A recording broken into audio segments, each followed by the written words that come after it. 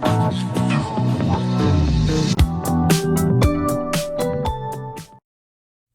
y'all, Teanna Branae and welcome back to my channel. Today we are going to be doing another cook with me video. We're going to be making pork chops, mashed potatoes, and some peas. I hope you guys enjoyed this recipe. If you do, give me a thumbs up down below and enjoy.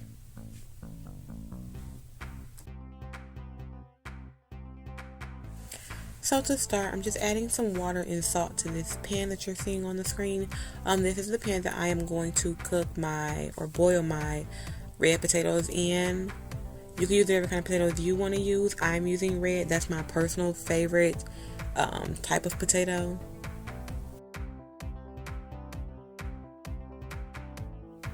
So I just rinsed my potatoes really good and split them in half. I'm sorry my camera was not recording on that part. So I just took, I think I had about 4 or 5 tops potatoes, and I split them down the middle. If you want to, you can take your skin off. I like the skin of my potatoes. If I'm having red potatoes, I leave the skin on, but if you want to, you can take it off. That is optional. And we're just going to boil those until they are soft and mashable. Alright, on to the pork chops. These are just a 4-pack of pork chops. They are the ones with the bone. I prefer pork chops with the bone. You can do whichever kind you want, but to me, the bone adds a little bit of extra flavor. So I know you don't have to clean your meat, but I clean mine. So I did that off camera, and now here we are with it in the bowl, and I'm going to tell you guys what I am seasoning mine with.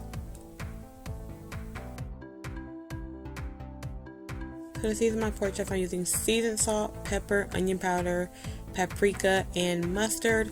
If you don't want to use seasoned salt, you can also use regular salt. I'm a seasoned salt kind of girl, so that's the one I'm using. But if you want to substitute it for regular seasoned salt, you can.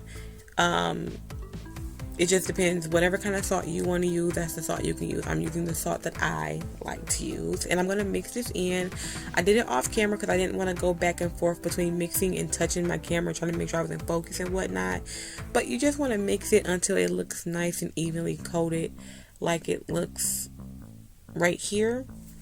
I'm going to be frying mine in a cast iron. You can use whatever kind of pan you like to fry your meats in, but I find that cast irons are like the best for frying to give a nice golden color. So I'm using vegetable oil.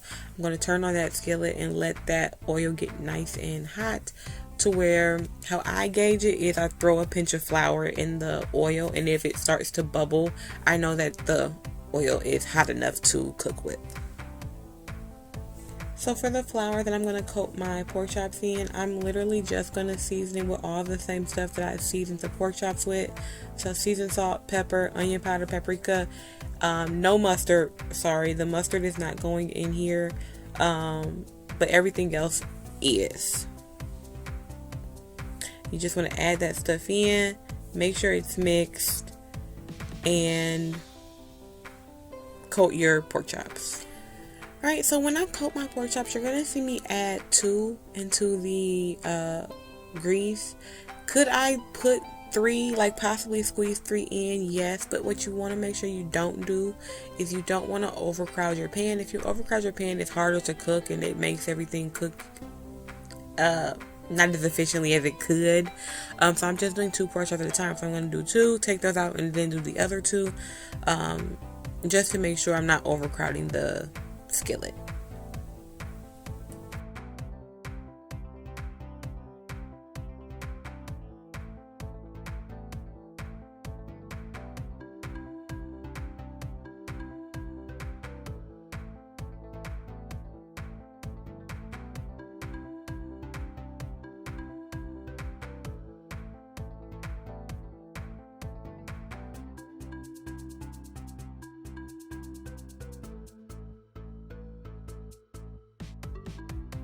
And then after a few minutes, once you see the pork chops have a good brown underneath the bottom that's in the grease, you're going to flip it over.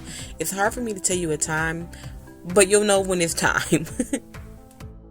So for the mashed potatoes, I'm doing the same recipe you guys have seen me do multiple times. We're going to melt some butter in the microwave. It doesn't have to be completely melted. It just needs to be soft, because once you put them hot potatoes on there, it's going to melt more anyways.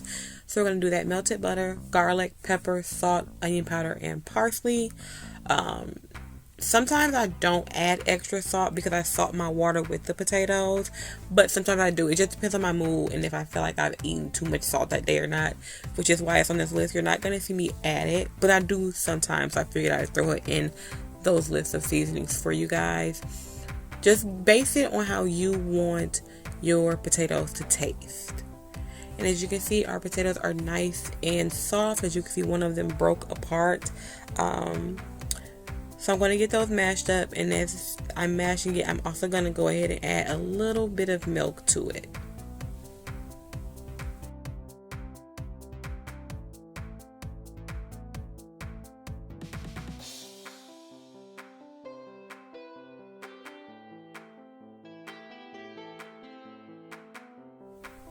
Alright, for the peas, they're going to be really simple. We're just adding seasoned salt, pepper, and butter. Once again, if you are not a seasoned salt person, you can add regular salt.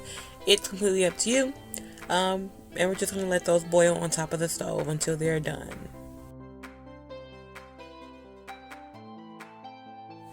For my pork chops, when they're done, I like to sit mine on top of a piece of paper towel. You can also use bread. You can sit them on brown paper bags, whatever type of paper product you want to sit yours on, just to absorb all that excess grease.